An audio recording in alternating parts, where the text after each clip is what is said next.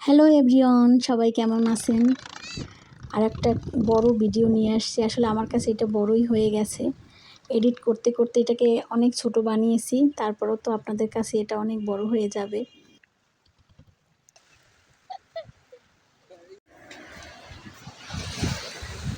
বীজ এভাবে খালি দেখছো কোনো সময়? হ্যাঁ, রোজার জন্য। রোজায় বীজে কেউ আসে না, আমাদের মতো আছে দুই একজন। ওই যে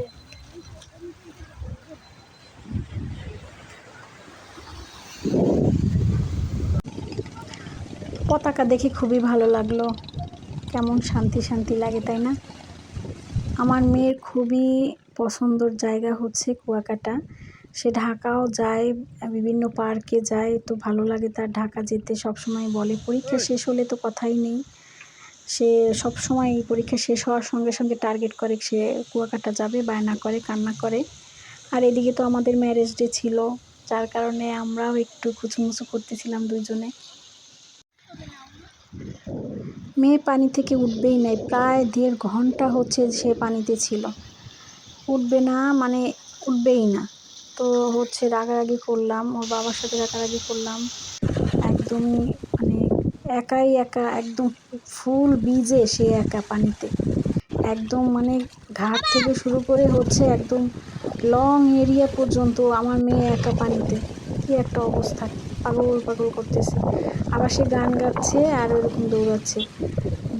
কি একটা গান আছে না, এই সাগর পাড়ে আইসায় আমার মাতাল মাতাল লাগে। সেই গানটা তার খুব পছন্দ, আস্তে আস্তে এই গানই গায় সে।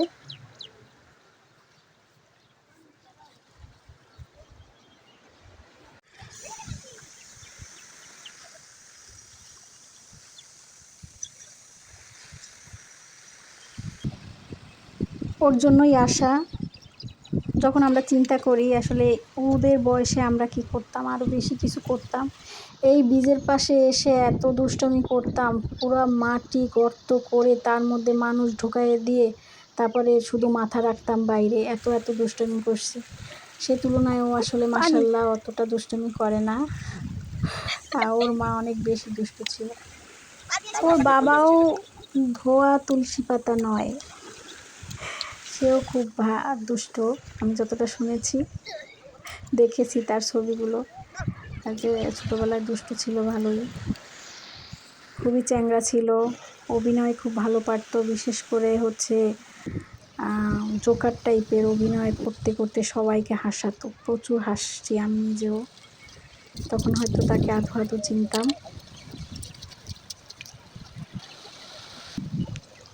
সাগরের তীর থেকে মিষ্টি কিছু হাওয়া এসে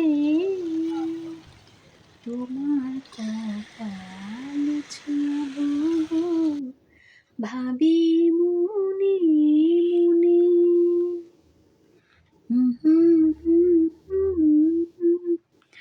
মেয়ের খেলনাবাটি দেখে আরও 2টা পিচ্চি এসে দাঁড়ালো।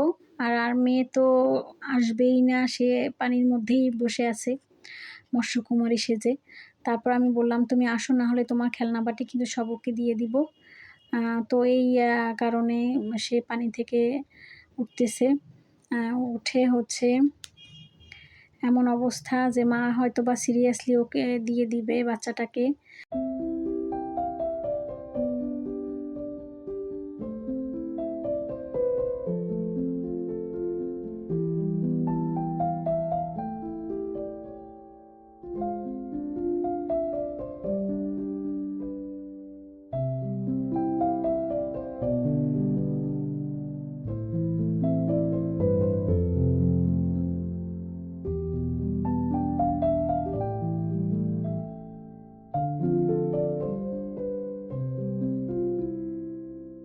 আশেপাশে ডানে বামে কিছু হোটেল পাবেন। এরপরে হচ্ছে ওই হোটেলটা গিয়ে একদমই শেষের দিকে। এরপরও হোটেল আছে, কিন্তু আমরা আর ওদিকে তো যাই নাই। একদম নিরিবিলি পরিবেশ, খুবই সুন্দর। আর হচ্ছে এই হোটেলের যে ম্যানেজমেন্টের দায়িত্বে যে আছে, সে হচ্ছে বরগুনারই এক ছেলে, আমাদের একটা ভাই, মেবি আমার ছোট হবে। তো হচ্ছে ও আমাকে ভাবি ভাবি ডাকে, যেহেতু আমার হাজবেন্ড ওরা একই অফিসে আছে। তো হচ্ছে এখানে ওদের এই হোটেলটাও নতুন। তো আমরা আসছি যে ঠিক আছে, সার্ভিস ভালো হলে কিন্তু রিভিউ দিব।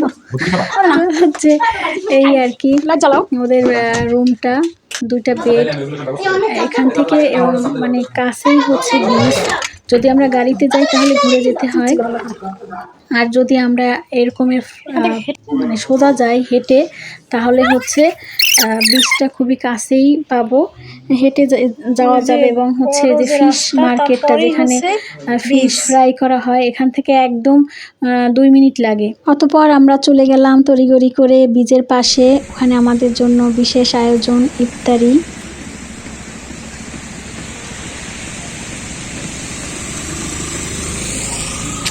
মাশাল্লাহ মাশাল্লাহ।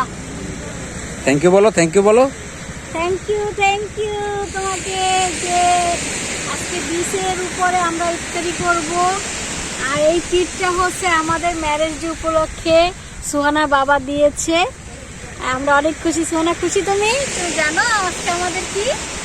আজকে আমাদের বিবাহ বার্ষিকী। সুহানা অত কিছু আসলে বোঝে না, ও জানে আমরা দুজন ফ্রেন্ড। ও জানে হ্যাপি বার্থডে। তো হচ্ছে আমাদের আরো 2জন গেস্ট আসবে, তাদের জন্য এখানে রেডি করছি। আর হচ্ছে আমি অনেক খুশি। আমরা চেয়েছিলাম যে অনেক দূরে যাব, এবার পাহাড়ে যাব, কিন্তু হচ্ছে আসলে দেশের যে পরিস্থিতি তাতে পাহাড়ে যাওয়া উচিত হবে না, এই জন্য হচ্ছে কুয়াকাটায় চলে আসি বারবার।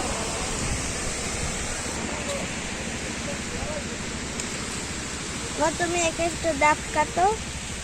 কোথায় কোথায় ভালো লাগে? কুয়াকাটা, ঢাকা। কুয়াকাটা এসে সে প্রায় 1.5 ঘন্টা পানিতে ছিল আজকে দুপুরে। 1.5-2 ঘন্টা ছিল।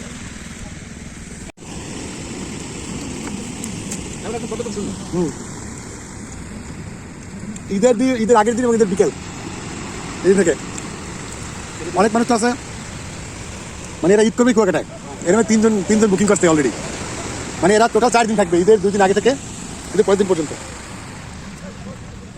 আপনার হোটেলের নাম কি জানি ভুলে গেছি। হোটেলের হচ্ছে হোটেল কোস্টাল ভিউ। আমি অবশ্যই ছবি তুলছি। মনে রাখার মতো দিনটি ছিল। থ্যাংক ইউ আলামিন সৈকত।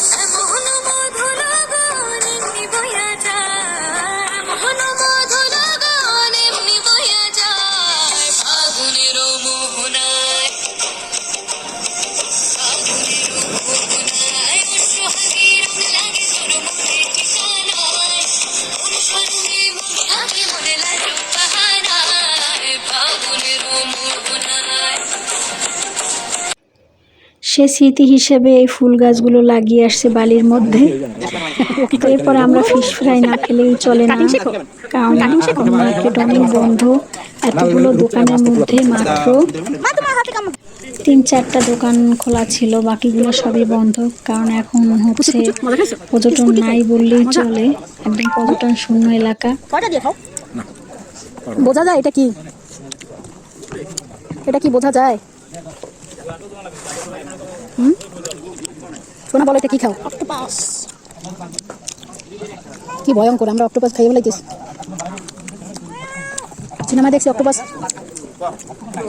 জাহাজ ডুবাই দেয়।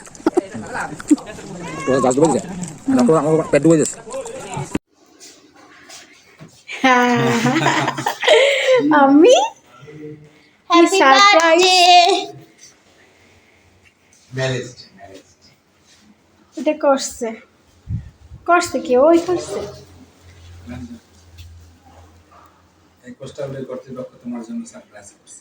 বাহ, কোস্টাল বের কর্তৃপক্ষ করছে। আসেন কর্তৃপক্ষ আসেন। খুব ও ছবি দেয় একলা একলা মানে ওর ফেসবুকে ফ্রেন্ড স্ট্যাটাস অন ফ্যামিলি।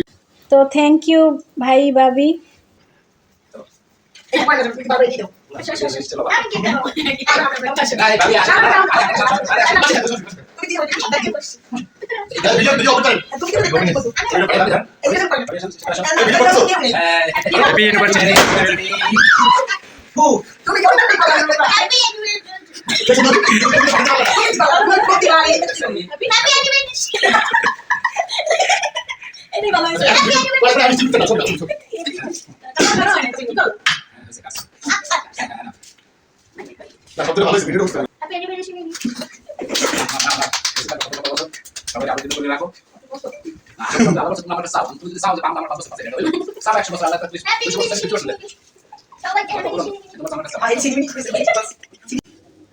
স্মরণীয় দিন আমাদের, সবাই দোয়া করবেন আমাদের জন্য।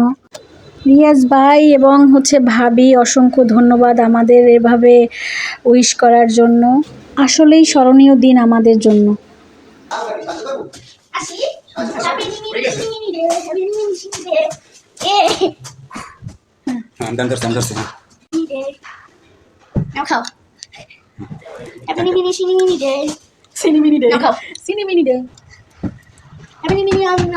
পরের দিন সকালে আমরা রেডি হয়ে যাচ্ছি বাড়িতে ফেরার জন্য। কি যে ব্যস্ত।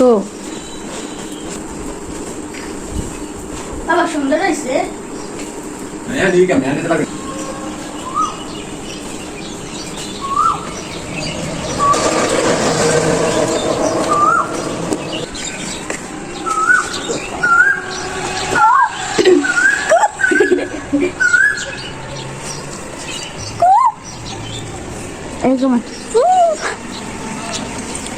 সকাল থেকে ডাকতে আছে, সেই একদমই সকাল সাত সকালে কোকিলের ডাক।